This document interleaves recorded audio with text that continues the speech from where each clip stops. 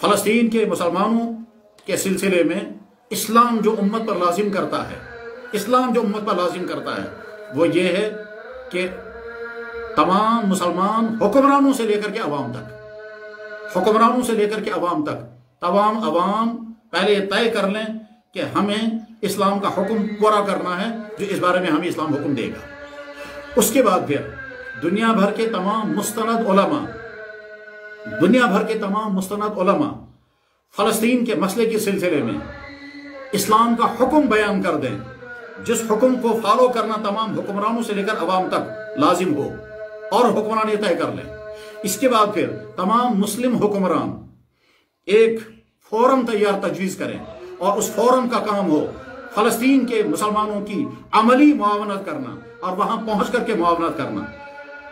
और उसके बाद फिर अवाम मुसलमानों अमली मुआवनत करना। उस अमली मुआवनत करने के लिए जो कुछ उस वक्त की सूरत हाल का तकाजा होगा वो सूरत हाल की जाए। जब तक ये अमल नहीं होगा तब तक जुलूस निकालने वाले जुलूस निकालेंगे, झंडियां चलाने वाले झंडियां हिलाते रहेंगे, मजम्मती करारदादे पास करने वाले मजम्मती करारदादे पास करेंगे, और बयान डालने वाले गरम गरम बयान देते रहेंगे, और उसके बाद जुल्म का सिलसिला चलता रहेगा यहां तक कि फलस्तीनियों का खात्मा होगा। मस्जिद अक्सा जो है वो मुकम्मल शहीद कर दी जाएगी और सहरीनत का झंडा लहराएगा और ग्रेटर इसराइल वजूद में आएगा। दरअसल आज के तमाम मुस्लिम हुक्मरान अल्लाह के नबी और उन तमाम मुसलमानों जिन मुसलमानों ने बैतुल मक़दिस को उस वक्त से लेकर के अपने उस ज़माने तक आबाद रखा है, हज़रत उमर इब्न ख़त्ताब से लेकर के सलाहुद्दीन अय्यूबी तक, उन तमाम के सामने आज के मुस्लिम हुक्मरान, आज के मुस्लिम दौलतमंद, आज के मुस्लिम पॉलिसी मेकर्स और आज के अवाम जवाबदेह हैं। आज के मुस्लिम हुक्मरान अपनी हुकूमतों, अपनी कुर्सियों और गैरों की गुलामियत का तौक अपनी गर्दन में पहनकर जो चुप साधे हुए हैं, इसका अंजाम बहुत बुरा निकलने वाला है, उनके हक में भी और उम्मत मुस्लिमा के हक में भी। बहरहाल इस वक्त अवाम कम से कम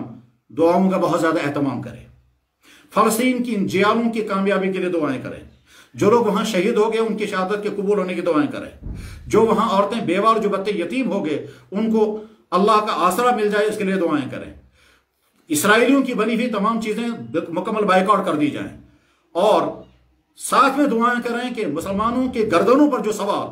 मुसलमानों के बेजमीर और बेगैरत हुक्मरान हैं, अल्लाह ताला शानो या तो उनको सुधार कर दे या उनको गर्दनों से उतार कर और वहां ऐसे क़यादत अता फरमाए जो इस्लाम और मुस्लिम उम्मा के दीनी मफादात के मुहाफिज बन सकें। यही बात अर्ज की जा सकती है। और हजरत मौलाना अबुल हसन अली नदवी नव्वरल्लाहु मरकदहू ने इस सिलसिले में मुताद्दद मौकों पर जो वलवल अंगेज खिताबात फरमाए हैं, वो खिताबात उम्मत के सामने रहें तो बस वही इसका आखिरी और हतमी जवाब है। अल्लाह हमें शऊर की आंखें और ईमान की गैरत और हमियत दीनी अता फरमाए।